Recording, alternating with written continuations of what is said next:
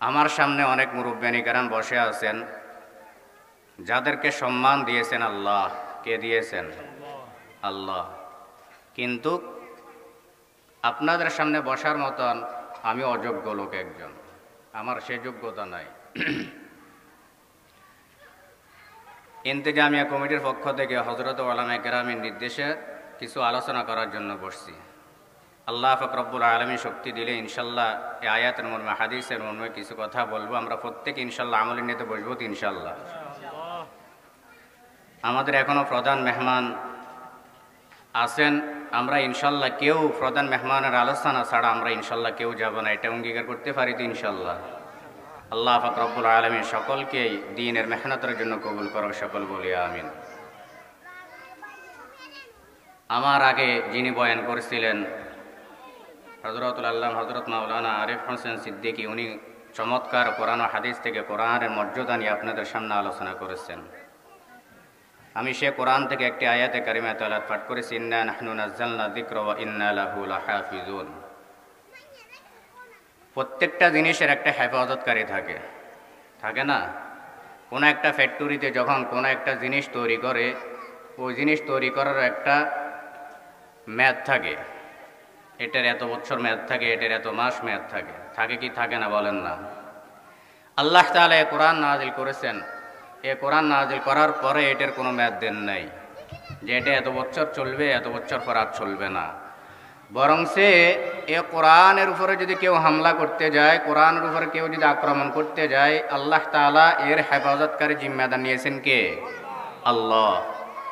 আল্লাহ তাআলা বলেন, ইন্না নাহনু নাযালনা যিকরা ওয়া ইন্না লাহু লাহাফিজুন। আল্লাহ তাআলা বলেন, হে মুসলমান, কোরআন সৃষ্টি করেছি আমি, কোরআন নাযিল করেছি আমি, এ কোরআনের হেফাজত করার দায়িত্ব একমাত্র আমি আল্লাহর। কার? আল্লাহ। কারণ কোরআন নিয়ে অনেক ষড়যন্ত্র চলছে, বর্তমানেও চলতেছে। কোরআন আল্লাহ তাআলা সৃষ্টি করেছেন, নাযিল করেছেন, তো কোরআনের হেফাজতও নিয়েছেন কে? আল্লাহ। এটা আমরা বিশ্বাস করিনি বলেন না? হাদিসের মধ্যে রাসূল কারীম সাল্লাল্লাহু আলাইহি সাল্লাতু ওয়াসসালাম ইরশাদ করেন, ক্বালা রাসূলুল্লাহ সাল্লাল্লাহু আলাইহি ওয়াসাল্লাম, ইন্না লিল্লাহি আহলিনা মিনান নাস।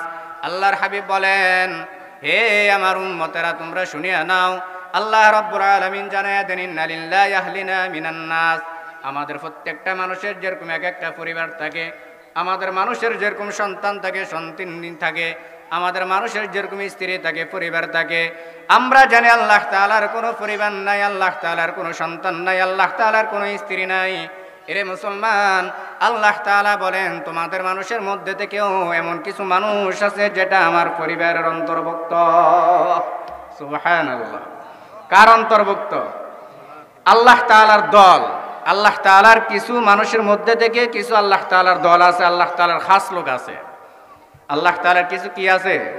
খাস লোক আছে। যেরকম আমাদের দলীয়ভাবে আমাদের কিছু খাস লোক থাকে, থাকে না? ঠিক আল্লাহ তাআলা বান্দাদেরকে সৃষ্টি করার পর এই বান্দাগুলোর মধ্যে থেকে কিছু খাস লোক, আল্লাহ তাআলার পরিবারের মতন আল্লাহ তাআলার কিছু খাস লোক আছে। কিন্তু আমরা তো জানি আল্লাহ তাআলার কোনো পরিবার নাই, আল্লাহ তাআলার কোনো সন্তান নাই, আল্লাহ তাআলার কোনো স্ত্রী নাই, আল্লাহ তাআলা নিজে জন্ম হন নাই, নিজে কাউকে জন্ম দেন নাই, এটা আমরা সকলে বিশ্বাস করি। কিন্তু হাদিসের মধ্যে আসছে, ইন্না লিল্লাহি আহলিনা মিনান নাস। ও দুনিয়ার মানুষেরা, তোমাদের মধ্যে থেকে কিছু লোক এমন আছে যে লোকগুলা আল্লাহ তাআলার পরিবার। সুবহানাল্লাহ। সাহাবায়ে কেরাম প্রশ্ন করলেন, ক্বালা মান হুম ইয়া রাসূলুল্লাহ। ওগো আল্লাহর রাসূল, তারা কারা? আল্লাহ তাআলার পরিবারের লোকগুলা কারা? আল্লাহ তাআলার খাস লোকগুলা কারা? আল্লাহর হাবিব বলেন, ক্বালা মান হুম? ক্বালু আহলুল্লাহি ওয়া খাসাতুহু। ক্বালা আহলুল কুরআন হুম আহলুল্লাহি ওয়া খাসাতুহু। যারা আমার কোরআন মুখস্থ করে, যারা আমার কোরআনের সাথে লাগিয়ে থাকে, যারা আমার কোরআনকে হিফজ করে, যারা আমার কোরআনকে সংরক্ষণ করে, আমি আল্লাহ তাআলা তারাই হলো আমি আল্লাহ তাআলার অন্তর্ভুক্ত। সুবহানাল্লাহ। তাহলে কোরআনওয়ালাদেরকে অন্তর্ভুক্ত করছেন কে? আল্লাহ। এই জন্য কোরআনের সম্মান দিয়েছেন কে? আল্লাহ। আল্লাহ তাআলা কোরআনের সম্মান দুনিয়াতেও দিয়েছেন, আখিরাতেও দিয়েছেন। এরে মুসলমান, আজকে যুলকারনাইন নূরানী হিফজ মাদ্রাসা এই সোনাগাজী অন্তর্ভুক্ত একটা নতুন মাদ্রাসা উদ্ভূত হয়েছে নি? এটা সোনাগাজীর জন্য রহমত। সোনাগাজীর জন্য কি রহমত? আল্লাহ না করুক মাদ্রাসা না হোক, যদি এখানে আজকে হলের একটা সিনেমা তৈরি হইতো না। আল্লাহ পাক ওটা না করে একটা কি তৈরি করছেন? মাদ্রাসা তৈরি করছেন। তাহলে এটা একটা মাদ্রাসার জন্য, এই এলাকার জন্য রহমত কিনা বলেন না? এই এলাকার জন্য রহমত। ও মুসলমান, মাদ্রাসা যে এলাকা আছে ও এলাকার জন্য রহমত। মাদ্রাসা যে সমাজ আছে ও সমাজের জন্য রহমত। মাদ্রাসা যে অঞ্চল আছে অঞ্চলের জন্য রহমত। মাদ্রাসার কোরআনের আওয়াজ যেখানে আছে সেখানের জন্য রহমত। ও মুসলমান, কোরআনের কত দাম, কোরআনের কত দাম! আজকে কোরআনের সম্মান আমরা করতে পারি না, কোরআনের ইজ্জত আমরা দিতে পারি না। বরং সে কোরআন যারা মুখস্থ করে, কোরআন যারা হেফজ করে, তাদেরকেও আমরা ইজ্জত দেওয়ারও চেষ্টা করি না। সমাজে এমন লোক আসেনি বলেন না? আজকে যদি সমাজে কোনো বিয়ে শাদীর অনুষ্ঠান হয়, দাওয়াত পায় এমপি, মন্ত্রী, চেয়ারম্যানেরা, পায় না? কোরআনে হাফেজরা পায়নি, পায় না। কারণ তাদের মূল্য দুনিয়াতে আমরা দিতে পারি না, কিন্তু তাদের মূল্য দিয়েছেন কে?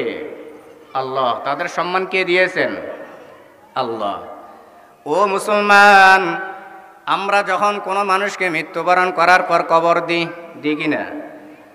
কবর দেওয়ার সময় একটা কথা বলে থাকি, মিন্না খলাকনাকুম ওয়া ফিহা নুঈদুকুম ওয়া মিনহা নুখরিজুকুম তারাতান উখরা। এই দোয়াটা আমরা সকলে পাঠ করি, এই দোয়াটা আমরা সকলে পড়ি কবর দেওয়ার সময়, মাটি দেওয়ার সময় এই দোয়াটা আমরা পাঠ করি, মিন্না খলাকনাকুম। কিন্তু মুসলমান, এই দোয়ার মধ্যে আল্লাহ রাব্বুল আলামিন কোরআনে কারীমের মধ্যে আমাকে আপনাকে স্বীকৃতি প্রদান করেছেন। আমরা স্বীকার করতেছি মিনা খলাকনাকুম, ও আল্লাহ আমাকে মাটির থেকে সৃষ্টি করেছেন, আল্লাহ আমি মাটির থেকে সৃষ্টি হয়েছি। ওয়া ফিহা নুঈদুকুম, দ্বিতীয় টুকরা যখন আমরা আবার মাটির মধ্যে দাফন করে আবার মাটির মধ্যে দিই, নিজেকে স্বীকৃতি প্রদান করছি আল্লাহ দুনিয়াতে ফুলের মতন বসবাস করার পর আমরা আবার কবরের অন্ধকার কবরের ভিতরে যেতে হবে। ওয়া মিনহা নুখরিজুকুম তারাতান উখরা, তৃতীয় নম্বর মাটির টুকরাটা যখন আমরা কবরের ভিতরে দাফন করি, এরে মুসলমান নিজেকে আবার এটা স্বীকৃতি দিচ্ছি, আমি আল্লাহ রাব্বুল আলামিনের সামনে হাজিরা দিচ্ছি, আমি এই দুনিয়াতে বসবাস করার পরে আমি অন্ধকার কবরে একসময় চলে যাব। আমি আবার কবর জগৎ থেকে আবার একসময় কবর জগৎ থেকে আল্লাহ রাব্বুল আলামিন আমাকে আবার সৃষ্টি করবেন, আবার উঠাইবেন। ওয়া মিনহা নুখরিজুকুম তারাতান উখরা।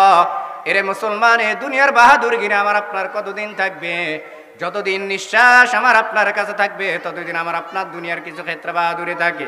কারো বাহাদুরি টাকার কারণে হয়, কাহারো বাহাদুরি শক্তির কারণে হয়, কাহারো বাহাদুরি অর্থর কারণে হয়, কাহারো বাহাদুরি মুখের জবানের কারণে হয়। ও মুসলমান, এতটুক স্মরণ রাখো, দুনিয়াতে যতদিন আমার নিঃশ্বাস আছে ততদিন আমার বাহাদুরগিরি থাকতে পারে। এ দুনিয়ার থেকে নিঃশ্বাস যাওয়ার পর এক সেকেন্ডের জন্য আমার আর বাহাদুরগিরি থাকে না। থাকেনি বলেন না? কখনো এ ক্ষমতা থাকে না। এই জন্য নিজেকে স্বীকৃতি প্রদান করছি, আল্লাহ দুনিয়াতে কিছুদিনের জন্য তুমি আমাকে পাঠাইছো, আবার দুনিয়ার থেকে বিদায় নিয়ে চলে যাব। আমাকে আবার কবর জগতে আমাকে আবার অন্ধকার কবর থেকে আবার উঠাইবে। এই দোয়া পাঠ করে আমরা মৃত ব্যক্তিকে দাফন করি কিনা বলেন না? কিন্তু এখান থেকে শিক্ষা নিই না, শিক্ষা গ্রহণ করি না।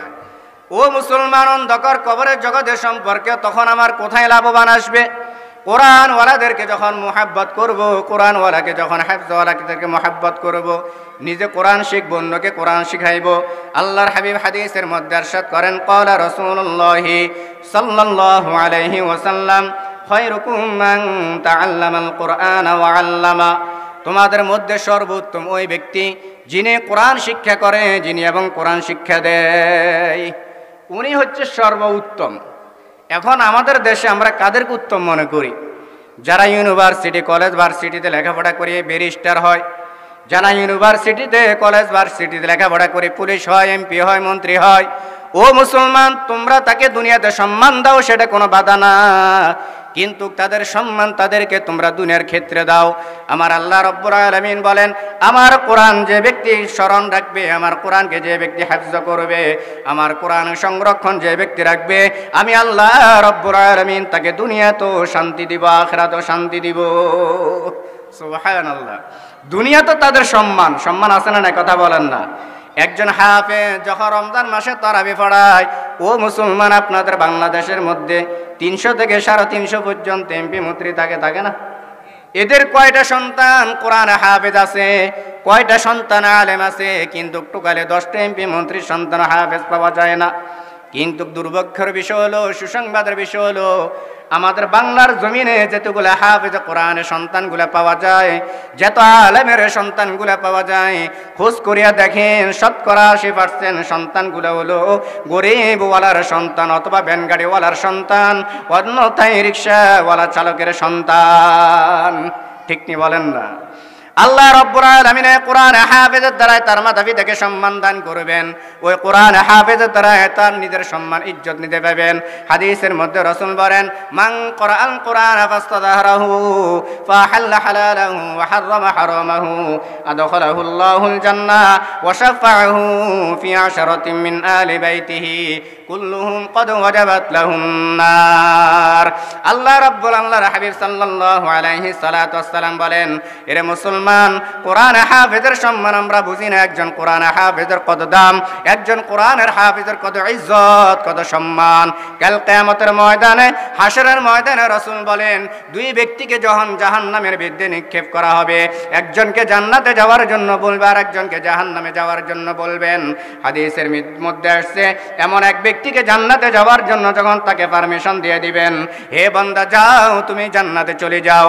আর এক বান্দাকে যখন জাহান্নামে নেওয়ার জন্য নিক্ষেপ করা হবে, ওই বান্দাকে যখন জাহান্নামের সার্টিফিকেট দিয়ে তাকে জাহান্নামের ঘোষণা করে দেওয়া হবে, ওই সন্তান সাথে সাথে জাহান্নামে যাবে না, তার মাতা পিতার কাছে মামলা দায়ের দাঁড় করাইয়া দিবেন।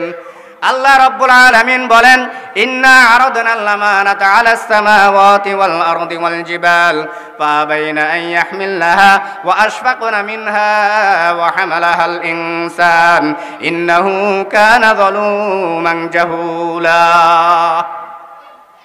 এ মুসলমান, আল্লাহ রাব্বুল আলামিন জানায়া দেন, এ কোরআন এত বড় শক্তিশালী একটা জিনিস, কোরআন এত বড় একটা শক্তিশালী জিনিস।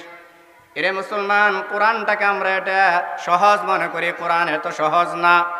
আল্লাহ রাব্বুল আলামিন এই কোরআনটাকে আসমানকে দেওয়ার জন্য চেয়েছিলেন। ইন্না আরাদনাল আমানাতা আলাস সামাওয়াতি ওয়াল আরদ, আসমানকে দেওয়ার জন্য বলেছিলেন, এ আসমান, আমার এই কোরআনটাকে তুমি সংরক্ষণ করো।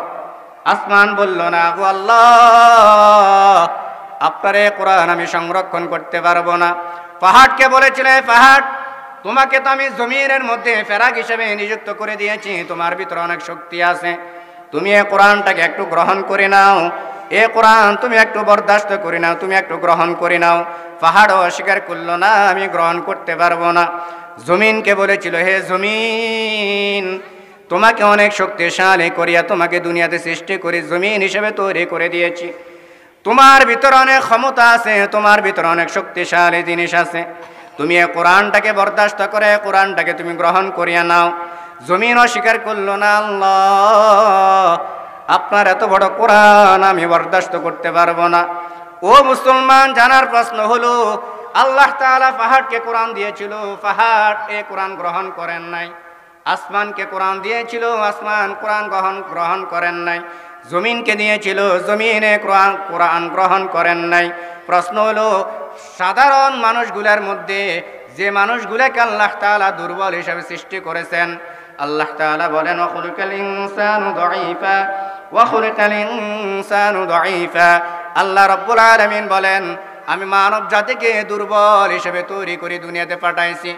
ও মুসলমান, প্রশ্ন হলো, এত বড় শক্তিশালী আসমান কোরআন গ্রহণ করতে পারে না শক্তি থাকার সত্ত্বেও, জমিন কোরআনটাকে গ্রহণ করতে পারে না শক্তি থাকার সত্ত্বেও, পাহাড় কোরআনটাকে গ্রহণ করতে পারে না এত শক্তি থাকার সত্ত্বেও, এই দুর্বলওয়ালা মানুষগুলার ভিতরে আমার আল্লাহ রব্বুল আলামিন কিভাবে কোরআনটাকে এত শক্তিশালী বানিয়ে দিয়েছে, এই মানুষের দিলের ভিতরে কোরআনটাকে হেফজ করার জন্য ক্ষমতা কিভাবে দিয়ে দিল। কিন্তু মানুষ হিসেবে আমরা অনেক দুর্বল, একটা হাতির সামনে আমরা যেতে পারি না। ও মুসলমান, একটা বাঘের সামনে আমরা যেতে পারি না। ও মুসলমান, একটা শিয়ালের সামনে আমরা যেতে পারি না। আমাদের পাহাড় এত দুর্বল, আমাদের শরীর এত দুর্বল, আমাদের শক্তি এত দুর্বল। কিন্তু প্রশ্ন হলো, এত বড় কোরআন শরীফ আল্লাহ তাআলা সাধারণ মানুষগুলোর দিলের মধ্যে কিভাবে জব্দ করে রেখে দিয়েছে। আল্লাহু আকবার, বুঝের বিষয় আসেনি বলেন না? কোরআন কত বড় শক্তিশালী জিনিস, এই মানুষগুলোর ভিতর কিভাবে দিয়েছেন। ও মুসলমান, এর একটা উদাহরণ দিচ্ছি। আমাদের ঘরের ভিতরে যদি সন্তান 2-3টা থাকে, বাবা যদি অথবা চাকরি করিয়া আসে, যদি বাড়ির দরজার সামনে আসে, দেখবেন ছোট্ট বাচ্চা বাবাকে যখন দেখে, বাবাকে দেখার পর ছোট্ট বাচ্চা কত খুশি হয়ে যায়, আব্বু আসছে আব্বু আসছে, বলে কি বলে না? বলেন না? কত খুশি হয়ে যায়। ঈদের সময় যদি বাবা শপিং ব্যাগ নিয়ে যদি বাড়ির দিকে ঢুকে, চট্টগ্রাম থেকে আসছে, অন্যথায় ঢাকার থেকে আসছে, সন্তান ঈদের মৌসুমে বাবাকে দেখলে কত খুশি হয়ে যায়। আব্বু আমার জন্য মনে হয় যে কি নিয়ে আসছেন। বাবা আসছে বাবা আসছে কথা বলিয়া সন্তান করে দরজার দিকে দৌড় মারে, রাস্তার দিকে দৌড় মারে বাবাকে দেখিয়া। আর সন্তান ব্যাগটাকে দেখিয়া কত খুশি হয়ে যায়, কত খুশি হয়ে যায়। বাবাকে বলে, বাবা এই ব্যাগটা তুমি আমার মাথার উপরে দাও। বাবা তো জানে আমার এই সন্তান এই ব্যাগটা বহন করতে পারবে না। পারবেনি বলেন না? 3 বছর বাচ্চা যদি বাবাকে ধরে, বাবা যদি ওই ব্যাগের ফোল্টাটা যদি সন্তানের মাথার উপরে দেয়, কিন্তু বাবা জানে আমার এই সন্তান এই মাথার উপরে এই জিনিসটা বহন করতে পারবে না। পারবেনি? পারবে না। তারপরও সন্তান বারবার বলে, বাবা আমার মাথার উপরে দাও, আব্বু এটা আমি নেবো, আব্বু এটা আমি নেবো। সন্তানকে বুঝানোর পর সন্তান বুঝে না, কান্নাকাটি করে, মাটির মধ্যে গড়িয়াতে শুরু করে। বাবার সন্তানের মাথার উপরে যদি এটা না দেয়, সন্তান মানানোর সাথে সাথে কান্নাকাটি করে, মাটির ভিতরে গড়িয়া গড়িয়ে শুরু করে, করে না? আল্লাহ তাআলা কোরআনে কারীম ঠিক তেমনি ভাবে পাহাড়কে দেওয়ার পরও পাহাড় নিতে পারে নাই। আমাদের মতন সাধারণ মানুষগুলোর মধ্যে আল্লাহ তাআলা কোরআন জব্দ করার, হিফজ করার ক্ষমতা দিয়েছেন কি জন্য? আল্লাহ তাআলা বলেন, এত বড় শক্তিশালী পাহাড়ও গ্রহণ করতে পারে নাই, সাধারণ মানুষগুলো এটা গ্রহণ করতে পারবো না, আমি আল্লাহ জানি। ওই সন্তানের বাবাও জানে আমার এই সন্তান কোরআন এই ব্যাগটা যদি তার মাথার উপরে দিয়ে সে গ্রহণ করতে পারবে না। ও মুসলমান, বাবা নিরূপ হইয়া সন্তানের মাথার উপরে ব্যাগটা দিয়ে বলে, দেও বাবা তোমার মাথার উপরে দিয়েছি, তুমি হাঁটো। কিন্তু বলেন তো মুসলমান ইমানদার, আসলে কি বাবা সন্তানের মাথার উপরে ব্যাগটাকে ছাড়ি দিছেনি? দিছেনি বলেন না? দেয় নাই। সন্তানের বুঝানোর জন্য বাবা নিজ হাতে এটা ধরে রাখছে, আর সন্তানের মাথার উপরে ধরে রাখছে, কিন্তু বাবা নিজ হাতে এটা ছাড়ি দেন নাই। ছাড়ি দিলে জানে আমার এই সন্তান এটা বরদাস্ত করতে পারবে না, অথবা আমার মালসামানা সব নষ্ট হয়ে যাবে, অন্যতে সন্তান নষ্ট হয়ে যাবে। আল্লাহ রাব্বুল আলামিন বলেন, আমার এই কোরআন পাহাড়কে দিছি নিতে পারে নাই, আসমানকে দিছি নিতে পারে নাই, জমিনকে দিছি নিতে পারে নাই। আমার সাধারণ দুর্বল ওয়ালা মানুষগুলোর মধ্যেও আমি আল্লাহ তাআলা আমার কুদরতি হাতে তাদের দিলের মধ্যে ধরিয়ে রাখছি। সুবহানাল্লাহ। তাহলে এই কোরআন ধরার ক্ষমতা কি আমার আপনার আছে? হাদিসের মধ্যে আসছে, রাসূল কারীম সাল্লাল্লাহু আলাইহি সাল্লাতু ওয়াসসালাম বলেন, মান ইউরিদুল্লাহু বিহি খায়রান ইউফাক্কিহু ফিদ্দীন। ও মুসলমান, দিন বুঝার জন্য আল্লাহ রাব্বুল আলামিন সকলকে কবুল করেন না। আল্লাহ তাআলা যাকে পছন্দ করেন তাকে একমাত্র দ্বীনের জন্য কবুল করেন, তাকে দ্বীনের জন্য কি করেন? কবুল করেন। টাকাওয়ালার সম্মান দুনিয়াতে ক্ষণস্থায়ীর জন্য থাকে, চিরস্থায়ীর জন্য থাকেনি বলেন না? টাকাওয়ালা মানুষের টাকা যদি থাকে দুনিয়াতে লাভবান আসে, তবে এই টাকার সম্মান তার চিরকাল থাকে না। বরং টাকা যার যত বেশি থাকে তার দুশ্মন তত বেশি বাড়ে। বাড়ে কি না? তার দুশ্মন তত বেশি বাড়ে। টাকা যার যত বেশি হয় তার দুশ্মন তত বেশি হয়। ইলম যার যত বেশি হয় তার বন্ধু তত বেশি হয়, হয় না? আজকে আপনাদের এখানে যে আমাদের শায়খুল হাদিস আসছেন, এশিয়া মহাদেশের শায়খুল হাদিস আল্লামা শাহ নুরুল ইসলাম আদিফ সাহেব, উনি আসছেন। ওনার সম্মান আর আমার মতো সাধারণ মানুষের সম্মান কি এক? কথা বলেন না? ওনার দুলের পরিমাণের ওজনও দামি হব না। তাহলে ওনাকে আল্লাহ পাক এত সম্মান কি টাকার কারণে দিছে নাকি কোরআনের ইলমের কারণে দিছেন? কথা বলেন না, একটু কথা বলেন। কোরআনের ইলমের কারণে। এই জন্য আল্লাহ তাআলা বলেন, কোরআনের ইলম যেখানে আছে সম্মান সেখানে আছে, কোরআনের ইলম যেখানে আছে সেখানে বরকত আছে, কোরআনের ইলম যেখানে আছে সেখানে ফজিলত আছে, কোরআনের ইলম যেখানে আছে সেখানে আল্লাহ পাকের রহমতের সুকিনান আছে। ও মুসলমান, এই জন্য কোরআনটাকে আমরা মহব্বত করব, কোরআন ওয়ালাদেরকে মহব্বত করব। হাদিসের মধ্যে আসছে, যদি আমরা পারি নিজে শিক্ষক হয়ে যায় কোরআনের মুআল্লিমান, আর যদি না পারি আমরা মুতাআল্লিমান ছাত্র হয়ে যাই, আর যদি কোরআনের ছাত্র না হতে পারি আও মুঈনান কোরআন ওয়ালাদেরকে আমরা সহযোগিতা করি, করি, ও মুসলমান কোরআনওয়ালাদেরকেও যদি সহযোগিতা না করতে পারে, হাদিসের মধ্যে আসা মুহিব্বান, অন্যথায় তুমি কোরআনওয়ালাদেরকে মোহাব্বত করো। করবো না আমরা ইনশাল্লাহ কোরআনওয়ালাদেরকে মোহাব্বত? কোরআনওয়ালাদেরকে মোহাব্বত করলে আমাকে মোহাব্বত করবে কে? আল্লাহ। এটা বিশ্বাস রাখতে হবে। এটা কি রাখতে হবে? বিশ্বাস রাখতে হবে। ও মুসলমান, বলছিলাম এক ব্যক্তিকে জান্নাতে যাওয়ার জন্য ঘোষণা করে দিয়েছেন, আর এক ব্যক্তিকে জাহান্নামে যাওয়ার জন্য ঘোষণা করলেন। জান্নাতের গেটের সামনে যখন যে ব্যক্তি গেল, ওই ব্যক্তিকে যখন পারমিশন দিয়ে দিছে, বান্দা যা, তোকে জান্নাতের সার্টিফিকেট দান করলাম, তুমি জান্নাতে চলে যাও। বান্দা বলবে না না আল্লাহ না, আমি জান্নাতে যাব না। আপনার হাবিব ঘোষণা করে দিছে, মান ক্বরাল কুরআন ফাস্তাদহারাহু ফাহাল্লা হালালাহু ওয়া হাররামা হারামাহু আদখালাহু আল্লাহুল জান্নাহ ওয়া শাফাআহু ফি আশরাতিন মিন আলি বাইতিহি কুল্লুহুম ক্বাদ ওয়াজাবাত লাহুন নার। ওগো আল্লাহ, আপনি আমাকে জান্নাতের ঘোষণা করেছেন, তবে আমি জান্নাতে একা যাব না। আল্লাহর হাবিব ঘোষণা করেছে, আপনার হাবিব ঘোষণা করেছিল, আমার সাথে আপনি দুনিয়াতে ঘোষণা করে দিয়েছিল, আমাকে 10 জন ব্যক্তি ছাড়া আমি জান্নাতে যাব না।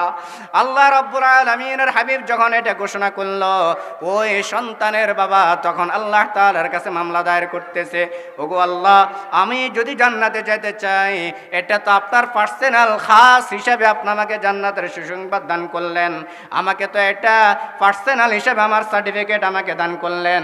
আপনার রাসূলের কথা অনুযায়ী আমাকে 10 জন জাহান্নামী ব্যক্তি আমার আত্মীয় স্বজন ছাড়া, আমি তাদেরকে ছাড়া আমি জান্নাতে প্রবেশ করব না। সুবহানাল্লাহ। তখন আল্লাহ তাআলা ওই ব্যক্তিকে উন্মুক্ত করে দিবে, যাও, তোমার কোন কোন জাহান্নামী 10 জন ব্যক্তি আছে, তুমি তাদেরকে নিয়ে জান্নাতে প্রবেশ করিয়ে নাও। সুবহানাল্লাহ। ও মুসলমান, এই জন্য বলেছিলাম কোরআনের ইলম ধরে রাখার চেষ্টা করব, কোরআনওয়ালাদেরকে মোহাব্বত করব, কোরআনকে মোহাব্বত করব, কোরআন নিজে শিখব। ও মুসলমান, কোরআন এখন শেখার সময় নাই, এখনো শেখার সময় আছে। শিখতে পারি না, সন্তানকে কোরআন শিখাই, সন্তানকে কোরআনের বাহক বানাই, নিজেও পারলে কোরআনের বাহক হই, আর নিজে না পারলেও সন্তানদেরকে কোরআনের বাহক বানাবো ইনশাল্লাহ। নিজের যদি সন্তান না থাকে, নাতি যারা আছে, নাতনি যারা আছে, তাদেরকে কোরআনের বাহক বানাইবো। আপনার সন্তানকে ইঞ্জিনিয়ার বানান, ব্যারিস্টার বানান, যা কিছু আপনি দুনিয়ার লাইনে বানান, কোনো বাধা নাই। আপনার শিশু বাচ্চাটাকে সর্বপ্রথম আপনি কোরআনের শিক্ষা দান করেন, আপনার ওই সন্তানটা কোরআনের ব্যারিস্টার হবে, আপনার ওই সন্তানটা কোরআনের ইঞ্জিনিয়ার হবে, আপনার ওই সন্তানটা কোরআনের প্রেসিডেন্ট হবে, আপনার ওই সন্তানটা কোরআনের এমপি হবে, আপনার ওই সন্তানটা কোরআনের মন্ত্রী হবে। এ কথা বিশ্বাস রাখো মুসলমান, কোরআনের সন্তানওয়ালা যদি এমপি হয়, ওই এমপি কোনোদিন ঘুষ খাবে না। কোরআনের সন্তান যদি মন্ত্রী হয়, ওই মন্ত্রী কোনোদিন ঘুষ খাবে না। কোরআনের সন্তান যদি চেয়ারম্যান হয়, ওই চেয়ারম্যান কোনোদিন ঘুষ খাবে না। কোরআনের সন্তান যদি মেম্বার হয়, ওই কোরআনওয়ালা মেম্বার কোনোদিন ঘুষ খাবে না। আজকে আমাদের সমাজের সঠিক বিচারণ একমাত্র কোরআন থেকে বঞ্চিত থাকার কারণে, কোরআন থেকে দূরে সরে থাকার কারণে আজকে আমাদের দেশে সঠিক বিচার না আসেনি, বলেন না? টাকাওয়ালারা টাকা নিয়ে ঘুমাইতে আছে, আর কোরআনওয়ালারা কোরআনের ইজ্জত নিয়ে তারা বসবাস করতেছেন। ও মুসলমান, টাকার ভিতরে শান্তি নাই, ইলমের ভিতরে যে শান্তি। টাকার ভিতরে ইজ্জত নাই, ইলমের ভিতরে যে ইজ্জত। টাকার ভিতরে সম্মান নাই, যে ইলমের ভিতরে সম্মান। কোটি টাকার মালিকে দেখো বাবা হয় না দূর, গরিবে ঘুমাই আরাম করে মনটা বাহাদুর। ও মুসলমান, আজকে শোনা গেছে কত ভাই রিক্সা চালকওয়ালা আছে, তাদের সন্তানগুলো মাদ্রাসা আছে। দেখবে রাত্রে বেলা রিক্সা চালাইয়া তারা তাদের ঘরে যাইয়া স্ত্রীদের সাথে কত আনন্দ ফুর্তি করতেছে। পান্তা ভাত দিয়া, কাঁচা মরিচ দিয়া, ফেস দিয়া ভাত খাইয়া কত আনন্দ সহকারে নাকটানে ঘুমাইতে আছে। ঘুমায় কিনা বলেন না? কিন্তু আজকে কত পয়সাওয়ালা টাকাওয়ালার মালিক লোক আছে, তাদের দিনের বেলা রাত্রের বেলা ঘুম নাই। কখন তাদেরকে শত্রু আক্রমণ করবে, কখন তাদের ঘুষের হিসাবটা সে সঠিক কোথায় কিভাবে দিতে হবে, কোথায় তার টাকার সঞ্চয় কিভাবে করছে, এটার টেনশন তার মাথার ভিতরে থাকে কিনা বলেন না? এই জন্য বলেন কোটি টাকার মালিকে দেখো অভাব হয় না দূর। কিন্তু টাকাওয়ালার যত টাকা থাকে দেখবেন তার কোনো অভাব দূর হয় না। সে বলে আমার আরো দরকার, আরো দরকার, আরো দরকার। কিন্তু একজন গরিবওয়ালার কাছে যে পরিমাণ আছে, ওই গরিবওয়ালা ওই টাকা সঞ্চয় করিয়ে এটার উপরে সন্তুষ্ট থাকে, ঠিক নেই? কোটি টাকার মালিকে দেখো অভাব হয় না দূর, গরিবে ঘুমায় আরাম করে মনটা বাহাদুর। ফেরাউনের লাশটা দেখো মিশর জাদু করে, খায় না মাছি পোকা মাকড় সবাই ঘৃণা করে। উঁচু জমিন থেকে পানি নিচু জমিনে যায়, তেমনি খোদার রহমত আসে নম্রতার হৃদয়। ভোগ বিলাসের বাড়ি গাড়ি পরে রবে সব, ভোগ বিলাসের বাড়ি গাড়ি পরে রবে সব। থাকতে সময় স্মরণ করো আল্লাহ আমার রব, থাকতে সবাই স্মরণ করো আল্লাহ আমাদের রব। আমাদের রবকে, ও মুসলমান এক আঙ্গুল উচ্চ করে বলি আমাদের রবকে। আল্লাহ, আল্লাহ ছাড়া আমাদের কোনো রব নাই, আল্লাহ ছাড়া আমাদের কোনো এলাহ নাই, আল্লাহ ছাড়া আমাদের কোনো মাহবুদ নেই। এই জন্য সর্বাবস্থা স্বীকার করতে হবে আমাদের রব কয়জন। আল্লাহু রাব্বুনা মুহাম্মদ নাবিয়ুনা নাহনু মুতিউহু মা নাহনু কুল্লুন হিজবুল্লাহ লা নাখাফু ইল্লাল্লাহ ওয়াতাসিম বিহাবলিল্লাহ মুজাহিদ ফি দীনিল্লাহ আল জিহাদ সাবিলুনা আল জিহাদ সাবিলুনা। আরে নুকিমু ফি দীনিল্লাহ লা ইলাহা ইল্লাল্লাহ, নুকিমু ফি দীনিল্লাহ লা ইলাহা ইল্লাল্লাহ।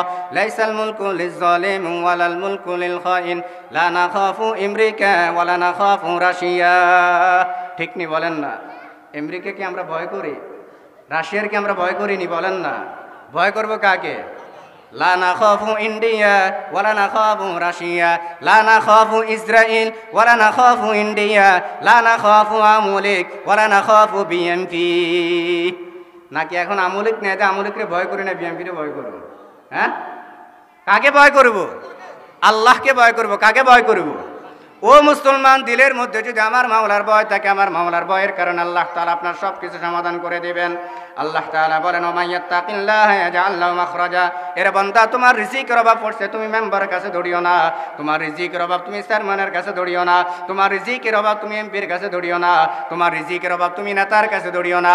তোমার রিজিকের অভাব তুমি তোমার নেত্রীর কাছে দৌড়িও না। আমার আল্লাহর ওয়াদা অনুযায়ী তুমি কাজ করো। আমার আল্লাহ রাব্বুল আলামিন বলেন, ওয়া মাইয়াত্তাকিল্লাহা ইয়াজআল লাহু মাখরাজা ওয়া ইয়ারযুকুহু মিন হাইসু লা ইয়াহতাসিব।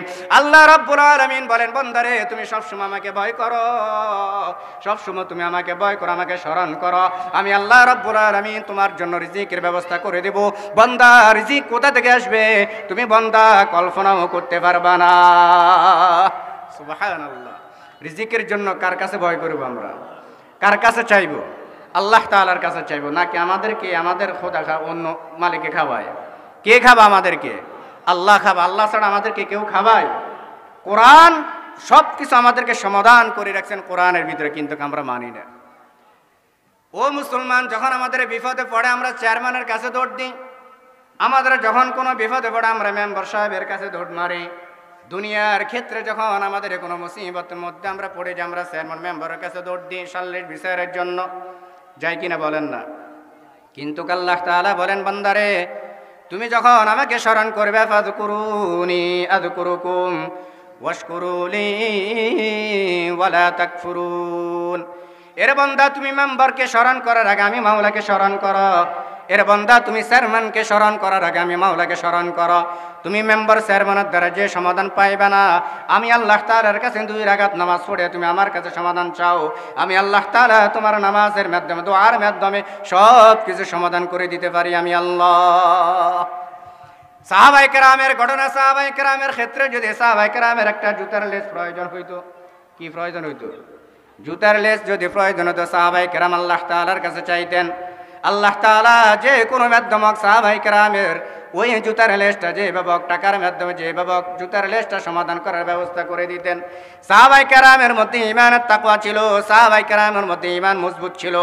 ও মুসলমান, সে সাহাবায়ে কেরামের মতন ঈমান যদি আমরা মজবুত করতে পারি, আমরা যদি ঈমান তৈরি করতে পারি সাহাবায়ে কেরামের মতন, তাহলে ওই সাহাবায়ে কেরাম যেরকম ঈমান নিয়ে জিন্দেগি জীবন যাপন করে ফেলেছে, ওই সাহাবায়ে কেরামের ঈমান যদি আমরা আপনার দিলের মধ্যে বসাতে পারি, আল্লাহ রাব্বুল আলামিন ওই ঈমানের মাধ্যমে আমারও দুনিয়ার সব কিছু সমাধান করে দিবেন।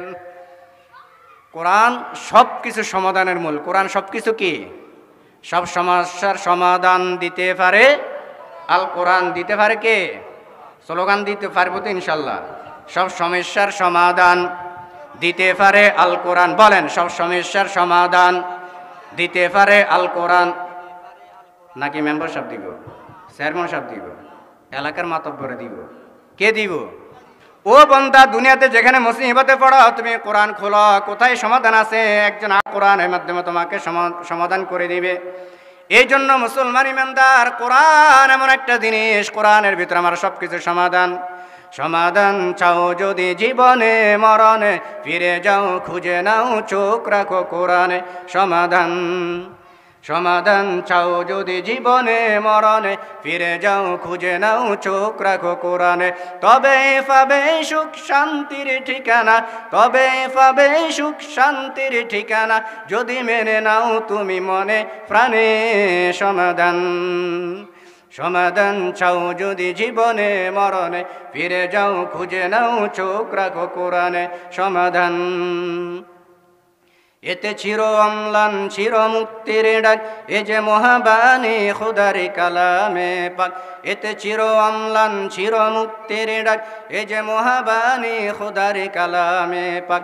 এই দুনিয়ায় আর সেই দুনিয়া, এই দুনিয়ায় আর সেই দুনিয়া, মুক্তি পাবে তুমি দু জাহানে। সমাধান ও সমাধান সমাধান চাও যদি জীবনে মরণে, ফিরে যাও খুঁজে নাও চোখ রাখো কোরআনে। সমাধান এ বাণী সকলের নয় শুধু মুমিনের, এ বাণী সকলের নয় শুধু মুমিনের, যারাই চলবে মেনে ফল পাবে কোরআনের। ঠিক নি? ঘরে বলো কিংবা রাষ্ট্রে বলো, ঘরে বলো কিংবা রাষ্ট্রে বলো, অশান্তি দূর করে শান্তি আনে। সমাধান সমাধান চাও যদি জীবনে মরণে, ফিরে যাও খুঁজে নাও চোখ রাখো কোরআনে। সমাধান এজন্য সব সমস্যার সমাধান দিতে পারে আল কোরআন। ও মুসলমান, কোরআনওয়ালাদেরকে ইজ্জত করো, নিজের সন্তানকে হাফেজ বানাও, নিজের একটা সন্তানকে আলেম বানাও, নিজের একটা সন্তানকে হাফেজ বানাও। এ হাফেজ কোরআন আমাকে জান্নাতে নিবে, আমার এ হাফেজ আলেম আমাকে জান্নাতে নিবে। যেখানে আলেম আছে, যেখানে হাফেজ আছে, যেখানে কোরআন আছে, ওখানে ইজ্জত আছে, সম্মান আছে। ও মুসলমান, কোরআনের কত দাম, কোরআনের কত দাম একটু শুনুন। আজকে যে আমি যে চেয়ারের মধ্যে বসছি, এই চেয়ারের দামটা কমসে কম 20,000 টাকা আছে, কথার কথা 15,000 টাকা আছে। আপনাদের ঘরের ভিতরে একটা খাটের দাম থাকে 40,000 থেকে 50,000 টাকা। কারো ঘরের মধ্যে একটা খাটের মূল্য আছে 30,000 টাকা। ও মুসলমান, কথাগুলো একটু লক্ষ্য করুন। আমার আলোচনার শেষের দিকে বুঝার জন্য বলতেছে কোরআনের কত সম্মান, নিজের ইজ্জত কত। ও মুসলমান, একটা খাটের এত ইজ্জত নাই। বাজার থেকে যদি একটা রেহাল কিনে আনি, ওই রেহালটা এমন কোনো দামি গাছের না, ওই রেহালটা এমন কোনো ভালো গাছের কাঠ না। সাধারণ গাছের একটা রেহাল যদি আমরা 130 টাকা দিয়ে 25 টাকা দিয়ে কিনে আনি, ও রেহালটার যত দাম হয়, আমার ঘরের খাটেরও এত দাম হয় না। হয়নি বলেন না? কারণ আমার ঘরের খাটের মধ্যে আমি নিজেও পা লাগাই, আমার সন্তানরাও খাটের মধ্যে পা লাগে। কখন আমার খাটটাকে আমি চুম্মু করি না, কখন আমি এই চেয়ারের মধ্যে বসছি, এই চেয়ারের সাথে যদি আমার পা লাগে, এই চেয়ারটাকে কখন আমি চুম্মু করি না। ও মুসলমান, কোরআনের এত সম্মান, কোরআনের এত ইজ্জত। আমার আল্লাহ রাব্বুল আলামিন বলে, কোরআন যে জিনিসের সাথে লাগবে, আমি আল্লাহ কোরআনের উসিলে ওই জিনিসটাকে আমি ইজ্জতের পাত্র বানাইয়া দিমু। সুবহানাল্লাহ। কারণ ওই রেহালটা যদি কারো পায়ের সাথে লাগে, রেহালটাকে আমরা একটু চুম্মু খেয়ে বুকের সাথে লাগাইয়া নি কিনা বলেন না? কোরআন শরীফ যদি আমাদের পায়ের সাথে আল্লাহ না করুক লেগে যায়, কোরআন শরীফটা যদি হাত থেকে পড়ে যায়, আমরা কোরআন শরীফটাকে কত চুম্বন খাই, কত বুকের সাথে লাগাইয়া। বরং আমাদের মা বোনরাও যদি কোরআনের সাথে কোনো বেয়াদবি করে পালায়, আমাদের সন্তানরাও যদি কোরআনের সাথে কোনো বেয়াদবি করে পালায়, আমরা মহিলারা এমনও কাজ করি, মসজিদে আমরা টাকা দিয়েও কোরআন থেকে বাঁচার জন্য, কোরআন থেকে বেয়াদবি হয়ে গেছে বাঁচার জন্য মসজিদে আমরা টাকা লাতি ব্যয় করি কিনা বলেন না?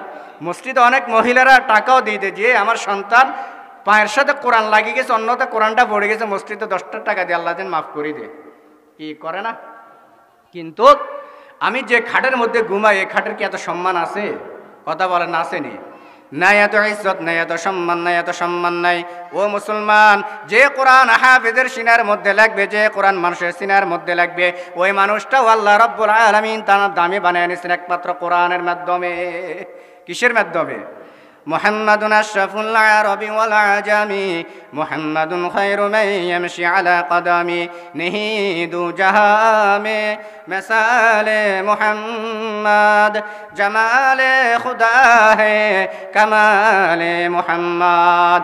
ও মুসলমান, মুহাম্মদ এমন একটা নাম, মুহাম্মদ এমন একটা নাম, মুহাম্মদের সম্মান বেড়েছে একমাত্র কোরআনের কারণে।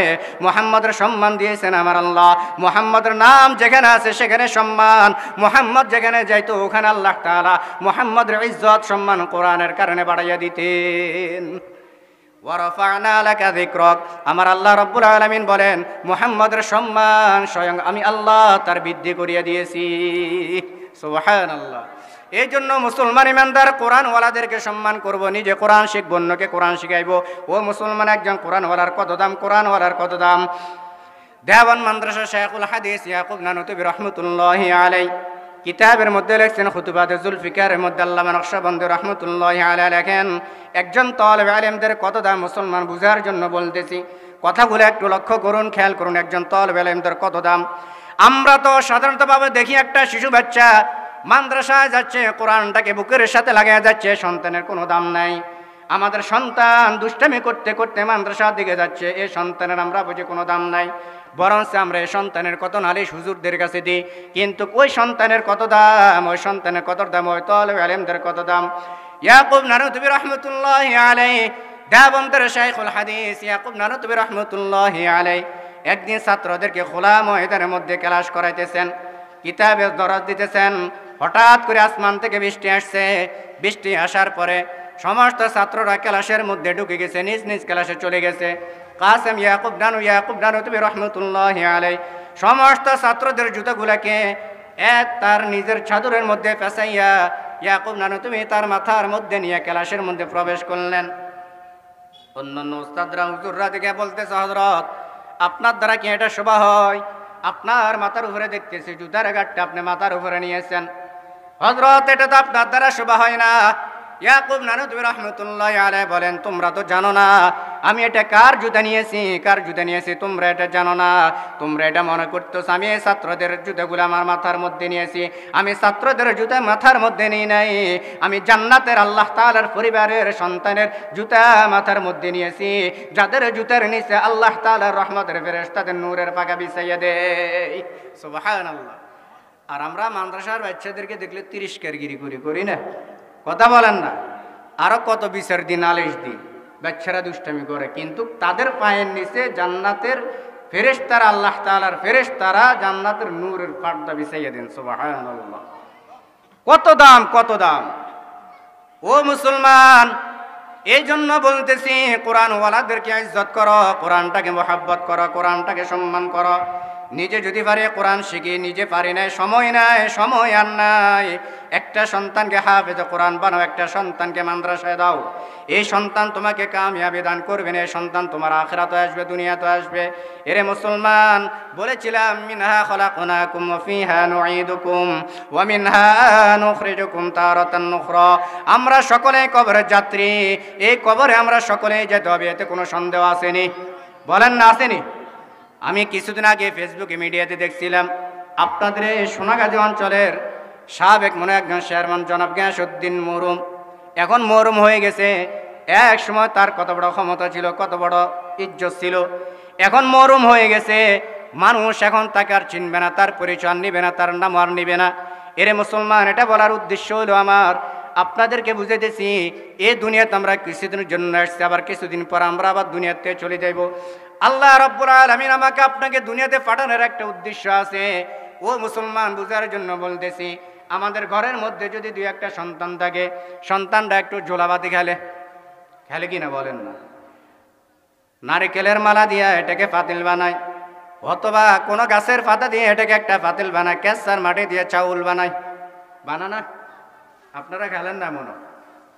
এই ঝোলাবাতি খেলার পরে বাচ্চারা যখন আবার খেলাধুলা শেষ, আসল খুঁতে যখন লেগে যায়, কিন্তু তার আগে তারা এটাকে একটু চাউল বানাইছে, এটাকে একটু পোলাও বানাইছে, এটাকে তরকারি বানাইছে, কিন্তু কিছুক্ষণ অড় করিয়া সব খেয়ে ফেলছে। একজনে সালাম খায়, একজনে তরকারি খায়, একজনে পোলাও খায়। সবগুলা খাওয়ার পরে আসল যখন নিজের পেটের খিদে লাগছে, তখন সমস্ত খেলনাগুলোকে ভাঙচুর করিয়া আসল গম্বস্থানে মায়ের কোলের দিকে দৌড় মারে। ঘরের দিকে দৌড় মারা, আমার আসল খানা খাইতে হবে, এগুলো আমার নকল খানা, আসল খানা না। এরে মুসলমান, আমার আল্লাহ রব্বুল আলামিন যখন আমাকে আপনাকে দুনিয়াতে পাঠাইছেন, এই দুনিয়াটা হলো একটা পুতুল খেলার মতন জোলাবাতে খেলতেছি। এই দুনিয়ার খেলা যেদিন শেষ হয়ে যাবে, আসল খানার জন্য হাসরের ময়দানের দিকে আমরা চলে যেতে হবে। সেই দিনের জন্য আমরা চিন্তা করতে হবে। এই জন্য আল্লাহ তাআলা বলেন, মিন্না খলাকনাকুম ওয়া ফিহা নুঈদুকুম ওয়া মিনহা নুখরিজুকুম তারাতান উখরা। আল্লাহ রাব্বুল আলামিন জানায় দেন, রে মুসলমান, তুমি যখন একটা মানুষকে কবরের মধ্যে রাখো, ওই কবরের মধ্যে রাখার সময় নিজেকে সম্বোধন করতেছি, আল্লাহ তুমি আমাকে মাটির থেকে সৃষ্টি করেছ, আমার ভিতরে কোনো অহংকারই নাই, আমার ভিতরে কোনো তাকাব্বুরি নাই, আমার ভিতরে কোনো বড়ত্বগিরি কিছুই না রে আল্লাহ। আমি নিজেকে স্বীকৃতি প্রদান করছি, আল্লাহ তুমি আমাকে মাটির থেকে সৃষ্টি করেছ, তুমি আমাকে মাটির থেকে সৃষ্টি করেছ। মিন্না খলাকনাকুম ওয়া ফিহা নুঈদুকুম।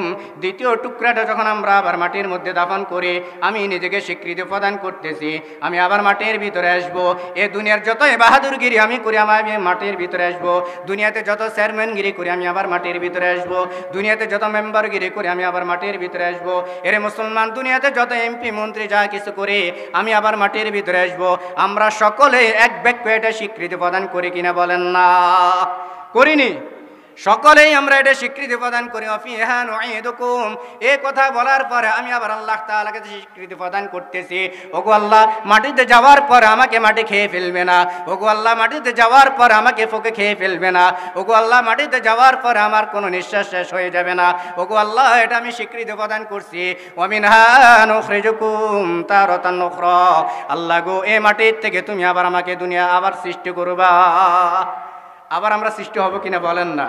তাহলে যদি এটা স্বীকৃতি প্রদান করার পরে মুসলমান নিজের ভিতরে তাকাব্বুরি অহংকারগিরি আসার কোনো প্রশ্নই আসে না। আমি মনে করতে হবে আমি সবার চেয়ে ছোট, আমি মনে করতে হবে আমি সবার চেয়ে ছোট, আমি মনে করতে হবে আমি সবার চেয়ে দুর্বল, আমি মনে করতে হবে আমি সবার চেয়ে দুর্বল। এ কথা যে ব্যক্তি দিলে দিলে ভাববে, এই কথাগুলা যে ব্যক্তি দিলে দিলে অন্তর্গত নিবে, ওই মানুষের দ্বারাই কোনো মানুষ দুনিয়া তার কষ্ট পাবে না। আজকে আমার আপনার দ্বারা মানুষ কষ্ট পায় কি কারণে? নিজের ভিতরে অহংকারগিরি, তাকাব্বরগিরি, বড়ত্বগিরি থাকার কারণে। আমি যদি কোনো একটা মানুষকে কোনো কথা বলতে যাই, ও মুসলমান, যদি আমি নিজেকে মনে করি আমি তার চেয়ে ছোট, তাহলে কিছু বলার আর আসেনি, বলেন না? কোনো কথা বলার আসবো? কিছুই আসবে না। এই জন্য আল্লাহ তাআলা বলেন, ওয়ালা তামশি ফিল আরদি মারহা।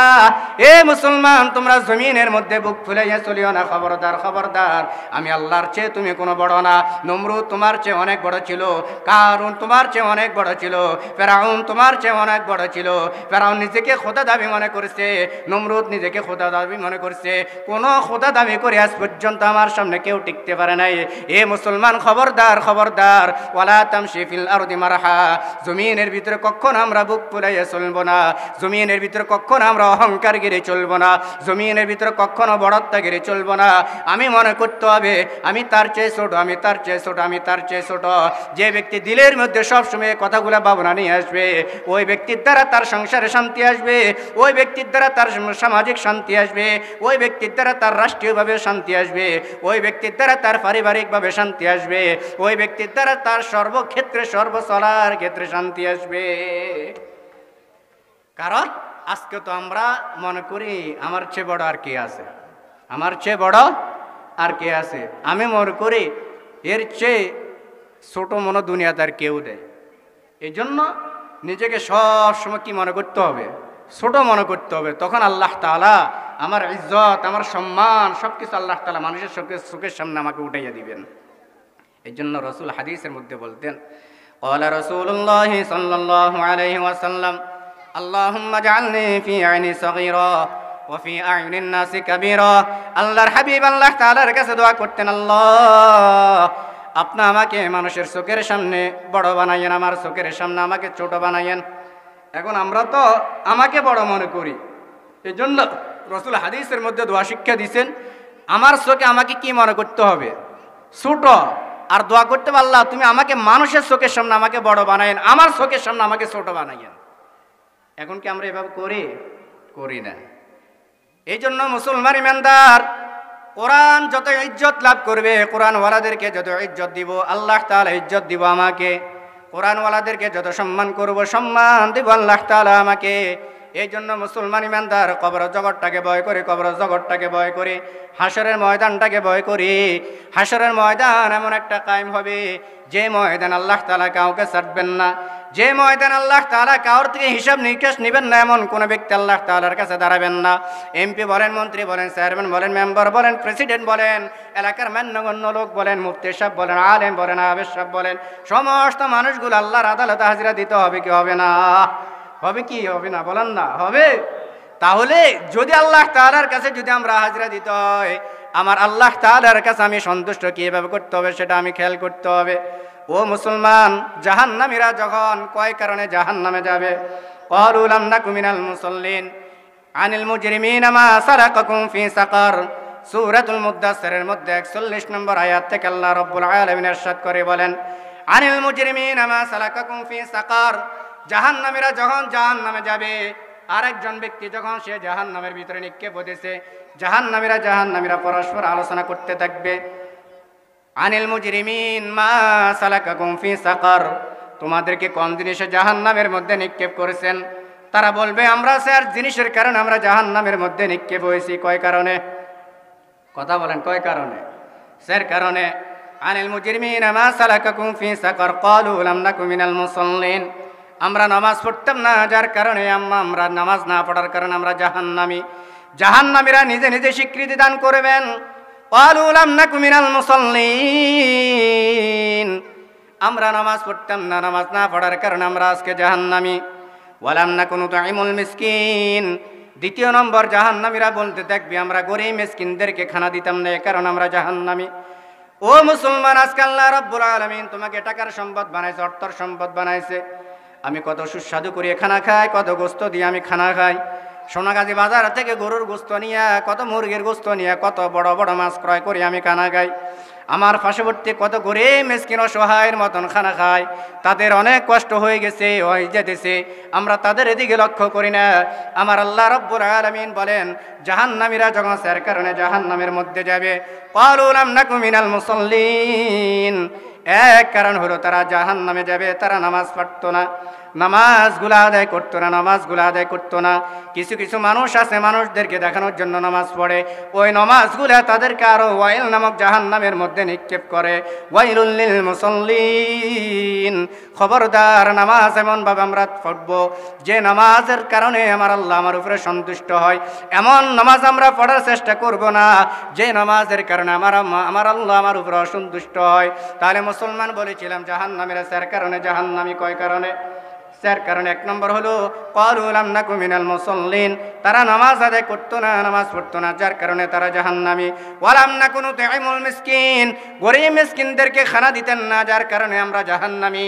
জাহান্নামীরা নিজের মুখ থেকে কথাগুলো বলতে থাকবে। ওয়া লাম নাকু নুতঈমুল মিসকিন। দুই নম্বর হলো গরিব মিসকিনদেরকে খানা না দেওয়ার কারণে আমরা আজকে জাহান্নামী। ওয়া কুন্না নাখুযু মাআল খায়িদিন। তৃতীয় নম্বর হচ্ছে মুসলমান ইমানদার, আমরা সকলগরি করতাম, মানুষের সাথে মানুষের ভেজাল সৃষ্টি লাগাইয়া দিতাম, যার কারণে আজকে আমরা জাহান্নামী। আমাদের সমাজের এরকম আসেনি বলেন না? একজনের সাথে আরেকজনের সাথে ভেজাল কীভাবে লাগাই দেয়, মিডিয়া কুদ্দুর লাগাই দেয়, তখন টিকটিকি আইয়ে, ফিম্বে আইয়ে, বিলে আইয়ে, কত কিছু আসে, এবার আরও ভেজালটা আরও গাঢ় করে দেয়, করে না? ও মুসলমান, এই ভেজাল সৃষ্টি করা, মানুষের সাথে ফাসাদ লাগান, এটা কত বড় ক্ষতি। এ কারণে আল্লাহ তাআলা জাহান্নামীর অন্তর্ভুক্ত এক কারণ হলো যারা মানুষের সাথে মানুষের ভেজাল সৃষ্টি লাগাইয়া দেয়, তারা হচ্ছে জাহান্নামী। তারা কি? জাহান্নামী। এই কারণে জাহান্নামীরা বলতেছে, আমরা এই কারণে জাহান্নামের মধ্যে নিক্ষেপ হতেছি। ওয়া কুন্না নাখুযু মাআল খায়িদিন। চতুর্থ নম্বর হলো ওয়া কুন্না নুকাযযিবু বিয়াউমিদ্দিন। এরে মুসলমান, কাল কিয়ামতের দিন, হাসরের দিনটাকে আমরা বিশ্বাস করতে হবে না বলেন না? হাসরের দিনটাকে যে ব্যক্তি বিশ্বাস করবে, ওই ব্যক্তিকে আল্লাহ তাআলা জাহান্নাম থেকে বের করে দিবেন। আর যদি হাসরের দিনটাকে যদি আমরা বিশ্বাস না করি, এরে মুসলমান, ওই ব্যক্তির জন্য জাহান্নাম ছাড়ার কোনো উপায় নাই। হাদিসের মধ্যে আসছে, রাসূল করিম সাল্লাল্লাহু আলাইহি সাল্লাতু ওয়াসসালাম হাদিসের মধ্যে ইরশাদ করেন, ইস্তাহজিউ মিনাল বাউল ওয়া ইন্না আযাবাম মিনাল কবরি মিনহা। এরে মুসলমান, আল্লাহর হাবিব বলেন, এমন এক ব্যক্তি আছে, সেও জাহান্নামের মধ্যে নিক্ষেপ হয়, যে ব্যক্তি প্রস্রাব করে নিজেকে পবিত্রতা অর্জন করে না। পবিত্রতা অর্জন করি না আমরা বলেন না? প্রস্রাব করে অনেক যুবক আছে, ফর্সাপ করি ফ্যানটা আবার সেন্টার আটকায় ফেলা, এটাতে কোনো ফানি খরচ করে না, কোনো ঢিলা হলো না, নিজে পবিত্রতা অর্জন করে না। আল্লাহর হাবিব সাল্লাল্লাহু আলাইহি সাল্লাতু ওয়াসসালাম সংক্ষেপে বলতেছি ঘটনাটা। আল্লাহর হাবিব সাল্লাল্লাহু আলাইহি সাল্লাতু ওয়াসসালাম একদিন দুটো কবর পাশ দিয়ে যাচ্ছেন। হঠাৎ করে সাহাবায়ে কেরামদেরকে বলতেছেন, আমার সাহাবায়ে কেরাম দাঁড়াও, আমি জানতেছি দেখতেছি এই কবরের মধ্যে, এই কবরগুলোর মধ্যে আযাব হচ্ছে, কবরের মধ্যে আযাব হচ্ছে। ও মুসলমান বলতে পারেন আল্লাহর হাবিব তো গায়েব জানেন না, এখানে কিভাবে জানলেন এই কবরের মধ্যে আযাব হচ্ছে? কবি বলেন, মুহাম্মদ হারগিজ না গুফতা তা না গুফতা জিব্রাইল, জিব্রাইল হারগিজ না গুফতা তা না গুফতা রব জলিল। মুহাম্মদ বলেন, জিব্রাইলের হুকুম ছাড়া আমি কোনো কথা বলতে পারি না, জিব্রাইলের কথা ছাড়া আমি কোনো কথা নিয়ে চলতে পারি না। আর জিব্রাইল বলে, আল্লাহ রব্বুল আলামিনের হুকুম ছাড়া আমি কোনো কথা রসুলকে জানাতে পারি না। আল্লাহ পাক রব্বুল আলামিন যখন আমাকে জানায়, আমি তখন নবী মুহাম্মদ রাসূলুল্লাহ সাল্লাল্লাহু আলাইহি সাল্লাতুকে জানাই। আর রসুল যেগুলা জানে আমার থেকে, সেগুলা তার উম্মতদেরকে, সাহাবায়ে কেরামদেরকে জানাইয়া দেন। ও মুসলমান, মুহাম্মদ হারগিজ না গুফতা তা না গুফতা জিব্রাইল, জিব্রাইল হারগিজ না গুফতা তা না গুফতা রব জলিল। তার মানে এটাই প্রমাণ হয়, কবরের ভিতরে যখন আযাব হচ্ছে রসুল এটাকে আজ জানেন না। জিবরিল আমিন আলাইহিস সালাতু ওয়াস সালাম রসুলকে জানাইছেন, রসুল সাহাবায়ে কেরামদেরকে সম্বোধন করে বলতেছেন এই কবরের মধ্যে আযাব হচ্ছে। সাহাবায়ে কেরাম রসুলকে প্রশ্ন করল, ইয়া রাসূলুল্লাহ, এই কবরগুলোর মধ্যে কিভাবে আযাব হচ্ছে, কি কারণে আযাব হচ্ছে আমাদেরকে একটু বলেন।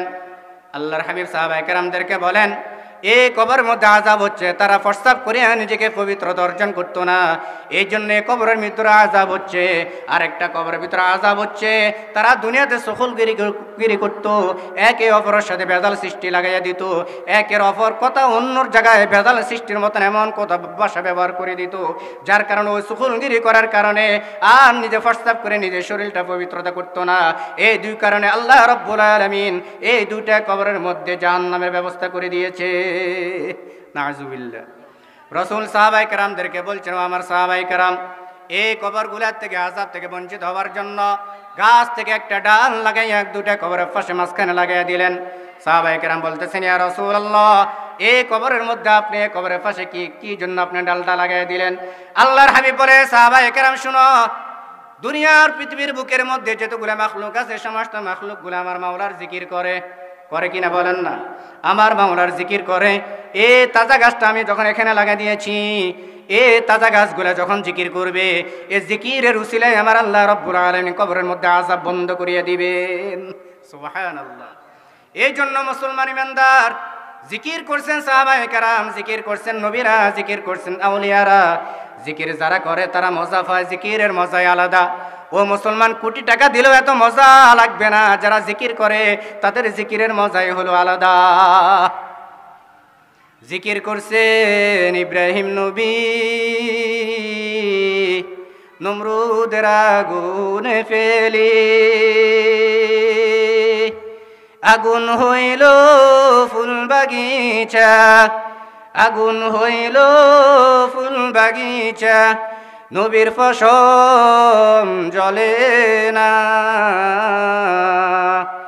হামেশা জিকির করো মুমিন, গাফেল থাইকো না। হামেশা জিকির করো মুমিন, গাফেল থাইকো না। জিকির করছেন নবী বলি,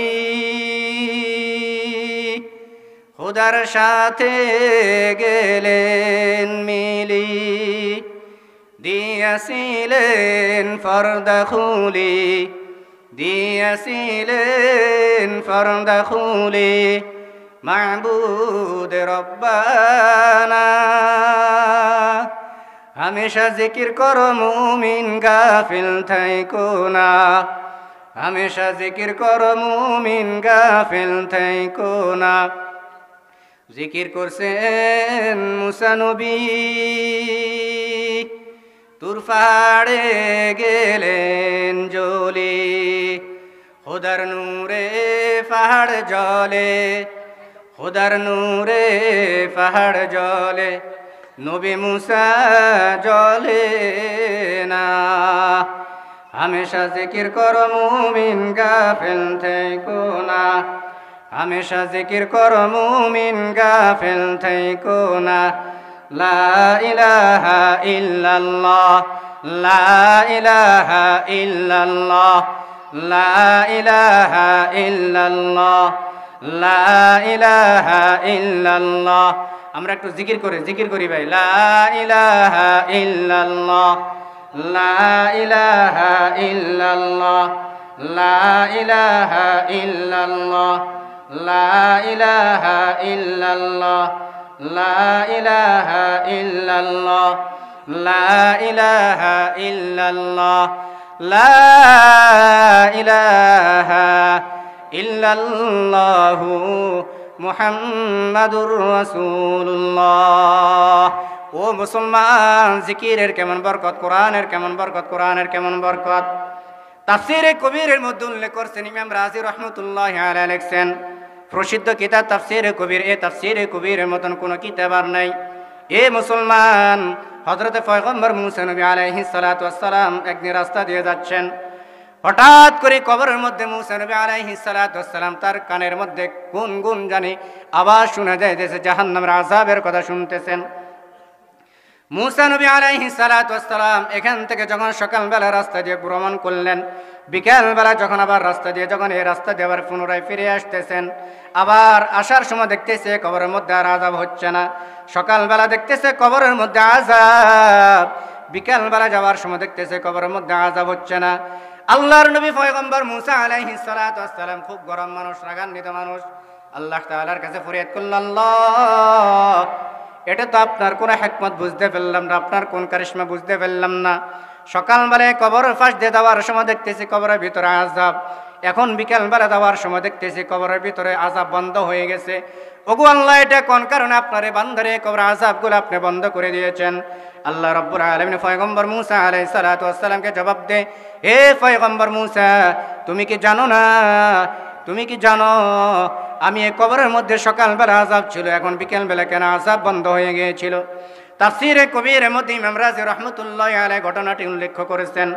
আল্লাহ রাব্বুল আলামিন পয়গম্বর মুসা আলাইহিস সালাতু ওয়াস সালামকে জবাব দেয়, হে পয়গম্বর মুসা, এই ব্যক্তি যখন দুনিয়ার থেকে আসার আগে, দুনিয়ার থেকে যখন কবরে আসছে, দুনিয়ার কবরে আসার আগে তার সন্তান একটা গর্ভবতী মহিলা ছিল, তার স্ত্রী গর্ভবতী ছিল, তার একটা সন্তান তার স্ত্রী পেটের মধ্যে ছিল।